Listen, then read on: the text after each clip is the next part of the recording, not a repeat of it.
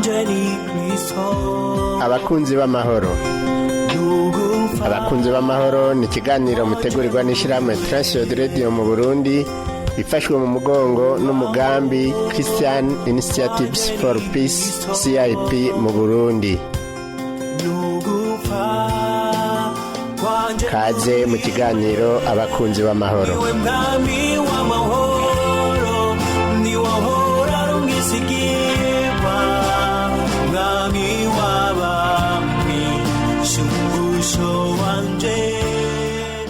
Ndakora mukije inshuti mugenzi mukuzana kiganiro abakunzi b'amahoro, tukatugaye kaze ngo bane natwe.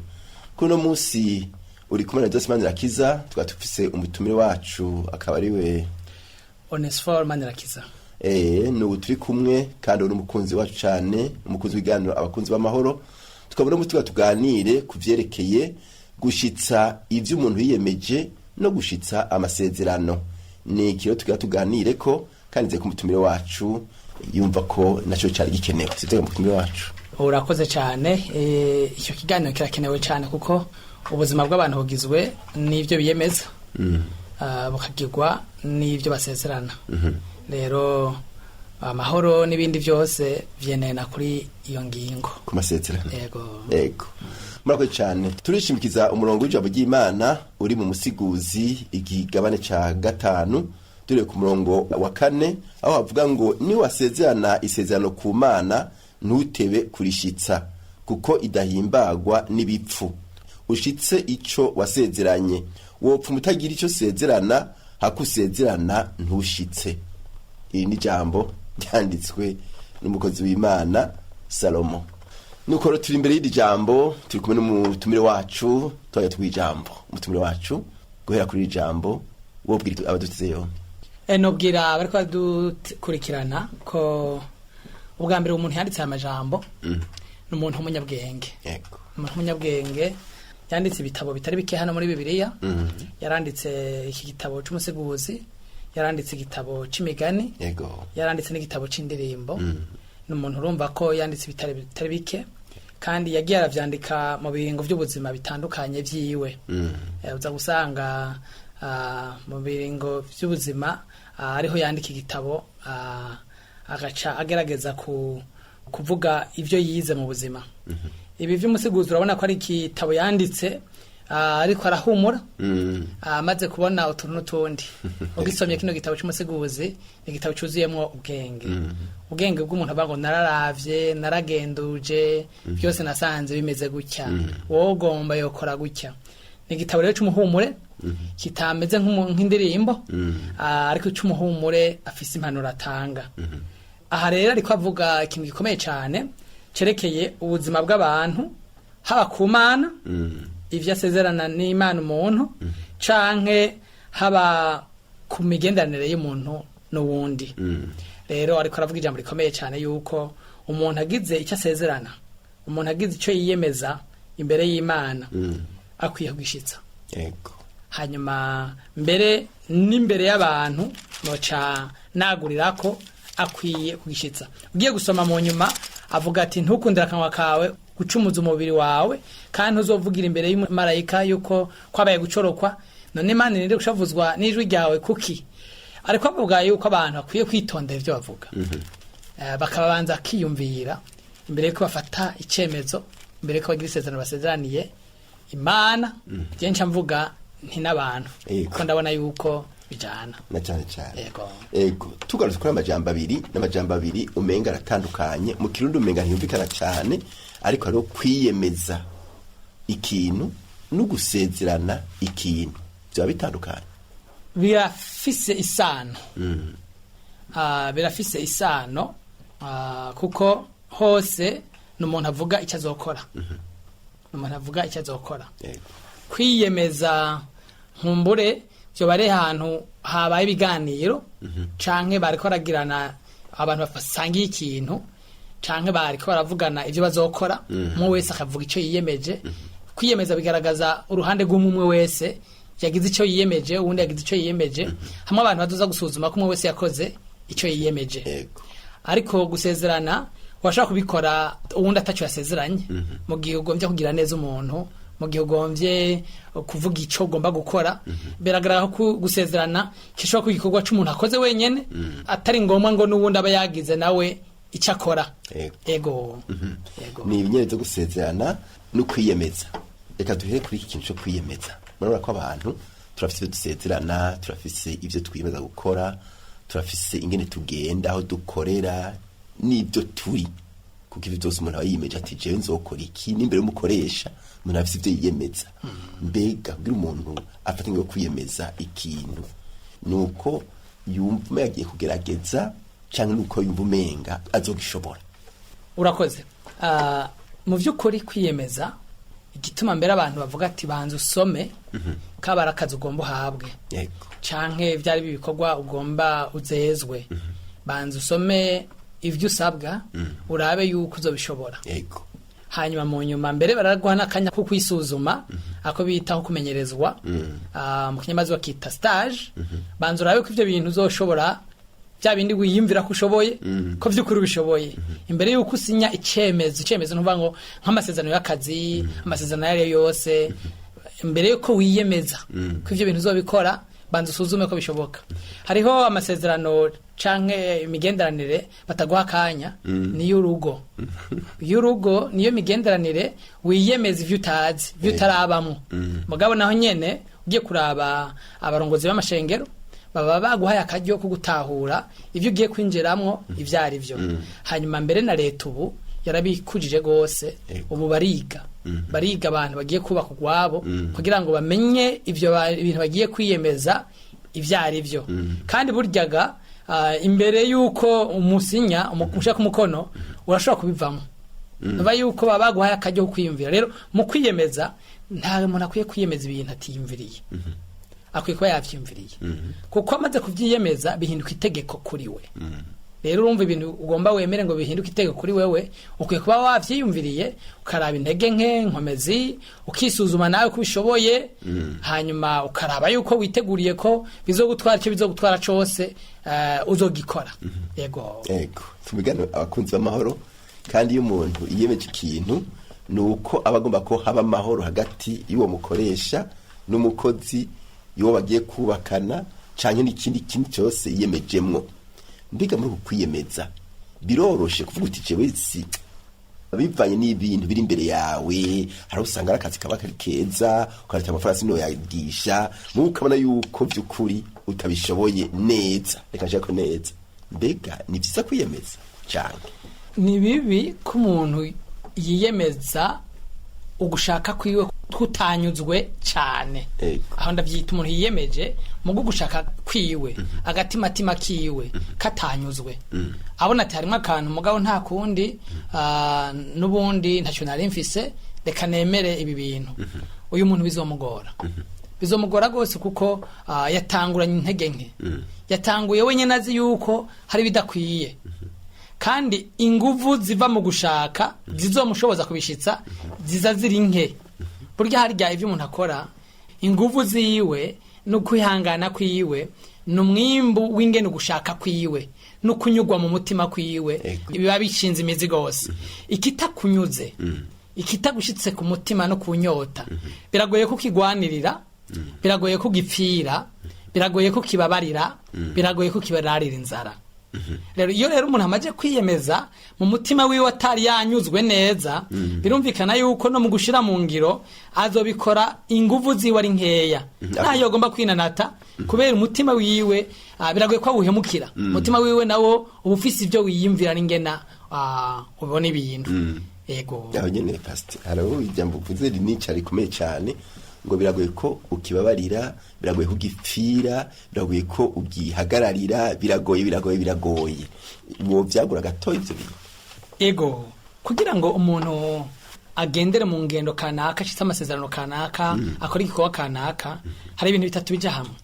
Ikintu ca mbere nuko mu mutwe wiwe yabitahuye ivyo bintu, akanyugwa muri we ko bikenewe, ko ari vyiza, ko bikwiye gukorerwa no kwitangirwa.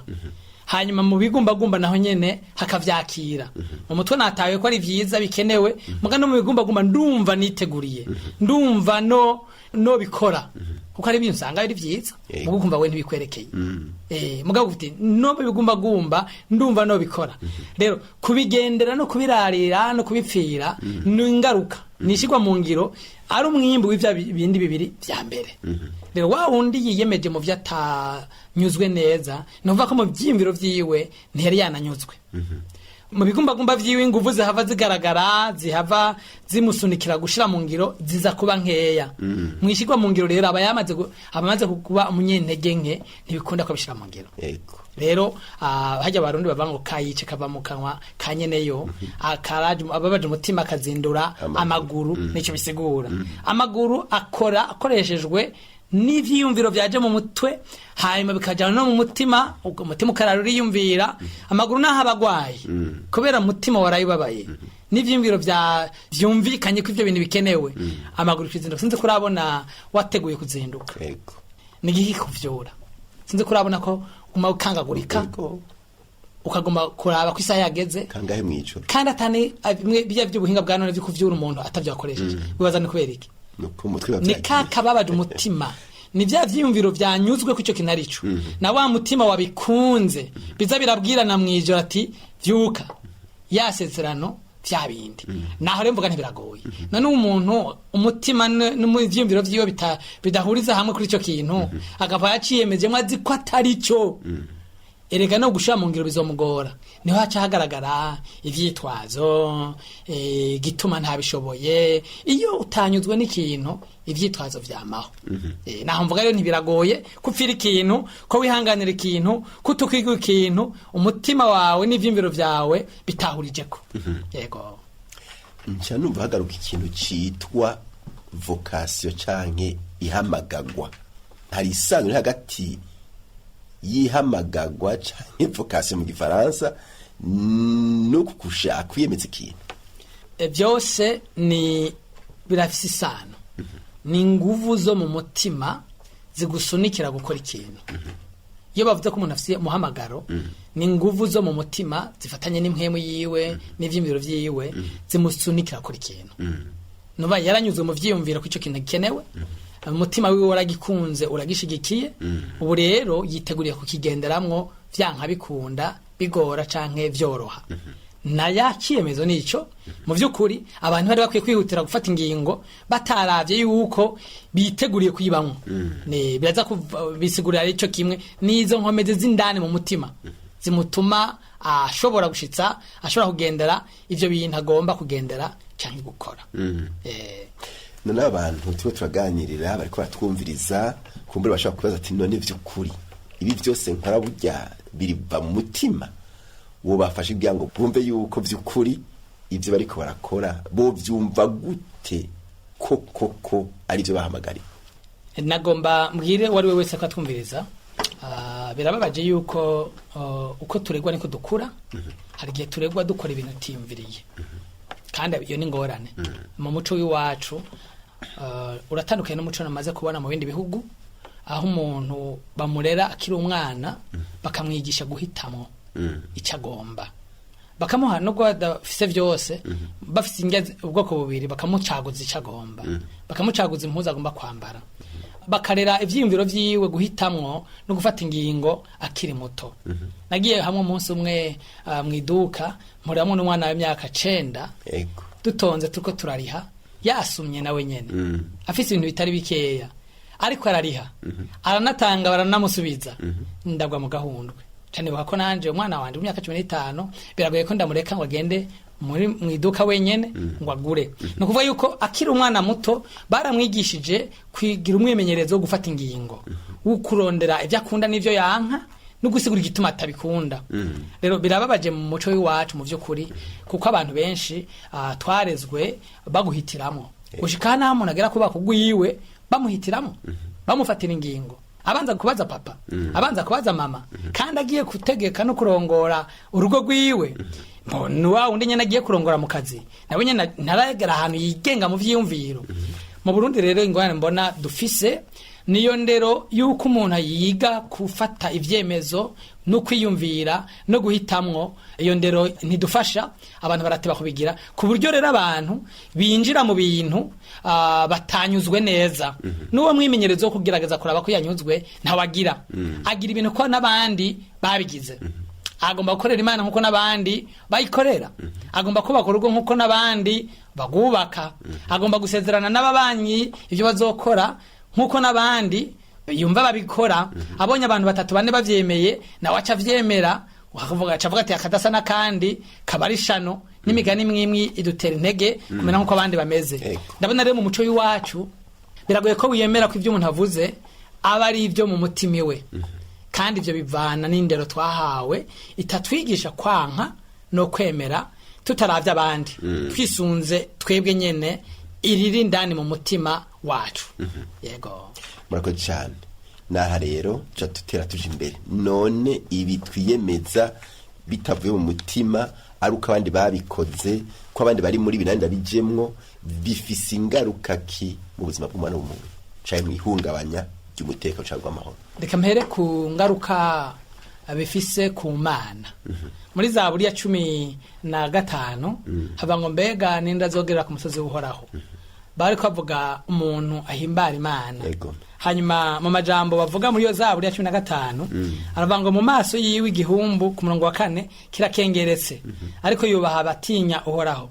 Ico yarahiye naho cyo mugirira nabi ntiyirahuruza. Imana numwizigirwa, igomba ko abayizera n'abayikurikira baba abizigirwa.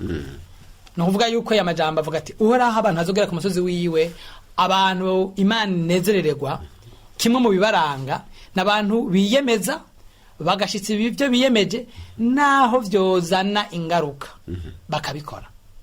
N'Imana niko imeze, hari ahantu hatari hakeya kubwa amasezerano yayo yihanganira n'ibimeze nabi kubwa amasezerano yayo. No muri Bibiliya turabona abantu batari bake, nk'uwitwa Yefute mu Bacamanza 11:35 yari yemeye yuko niyatsinda urugamba uza gusohoka mu rugo rwiwe wa mbere amushikanira Imana.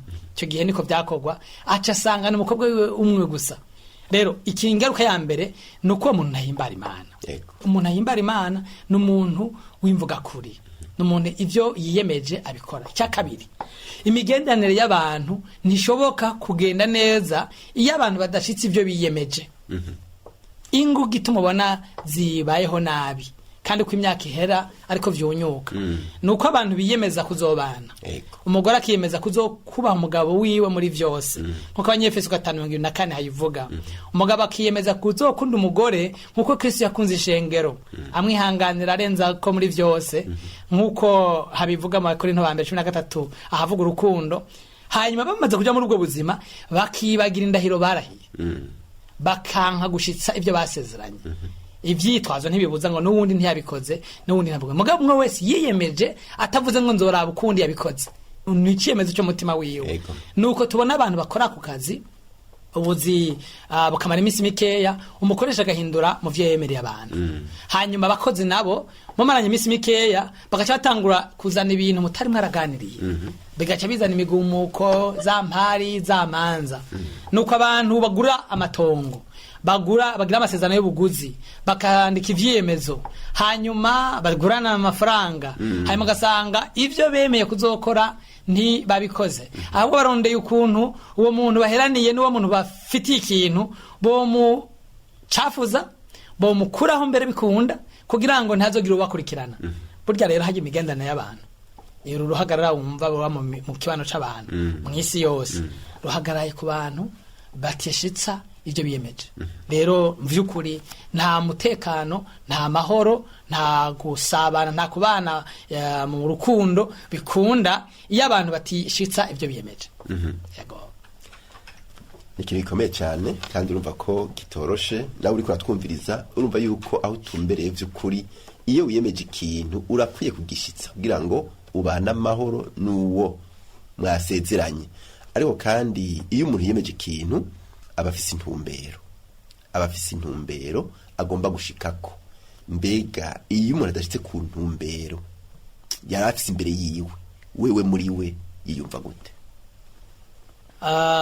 Intumbero ugomba kuvuga inyungu kwiyemeza ikintu uba ufise ubutije ngiye gukora iki, ngiye gukora gutya, mugabo ugasanga hariho intambamyi zishobora kubuza kushika kuri ca kintu wiyemeje. Wavuze ko ushaka kukigwanira ukagiharanira ukagira iki, mugabo nuko kugiharanira kukigwanira ntushike. Iyo tugiye mu by'amasezerano hagati y'abantu basangiye ibintu, hama harimwo akantu kavuga yuko mu gihe vyogorana bazosubira baganire byahindutse. Rero mu kwiyemeza kose hama harimo akantu karengeye ubwenge n'inguvu z'abantu. Bavuga ati iki kintu gishitse birashoboka yuko ibyo niyemeje bidakunda. Rero icyo gihe baca baganira. Naho rero ikimanza cy'ibiganiro kiba kiri. Igihe abana kuri ko biragorana ivyo yari yemeye kuzokora, hariho ibitumye atobesheka ko bitamuvuyeko. Wewe ivyo yari yemeje byari bizomuvako. Avuga ati je kubimvako kuvyo njejwe nzokora ivyo njejwe. Rero iyo atari ivyo njejwe nahaba kuganira. Nahaba kumenyesha uwundi ati yamara bya bindi niyemeje ndabona bigira bigorane kandi bigiye kubituma si jewe twoganira tukasubiramwo tukaraba ingana tuyogenda. Nuko ubuzima bw'abantu bwamamwo ibiganiro biva ngaho. Naguhaye programme ko uza guhurira ahantu muga ndabona yuko haje ikintu kimbuza gushikayo, ndakwiye kubivuga imbere yuko ushikayo wewe kugira ngo ndakubwira yamara naho twavuganye yasaha je ndabona ntewe n'ikintu kimbuza kuhashika, urambabarira undindire ni washikayo kare. Sico kimwe n'umuntu aza gushika iminota 30 40 avuga ngo yamara ngo vyangoye ntasigwe n'ivyamugoye. Ni kiganiro. Rero iyo ubonye ko ivyo wiyemeje intumbero ugomba gushikako zitashoboka cyane cyane bitavuye kuri wewe bivuye hanze, icyo gihe haca haza ibiganiro no guhanahana ivyiyumviro no guhindura amasezerano. Rero amasezerano arahindurwa, araryohorwa, arasubirwamwo avuye kuri izo mvu. Ego hari abantu bakunda kuvuga bati iyo byose yari yemeje ibi none aje ngo tuganire, no kuvuga arampemukiye. Mbega biroshe kwakira uwo muntu aje ngo muganire kubw'ingorane zabaye? Wishize mu gihe banza cyo wasezeraniwe ntivyoroshe. Mugabo wibutse ko na wewe hari abo wasezeraniye bishaka gushikira bica bitahurika. Ntivyoroshe kubera ico nagomba nenda gihahamiye. Mugabo kuko nzi yuko ubuzima bugizwe n'ibintu bitandukanye kandi hari birengeye ingufu z'umwana w'umuntu, nari nkwiye gutahura. Rero udatahura abandi acaba nta mubano.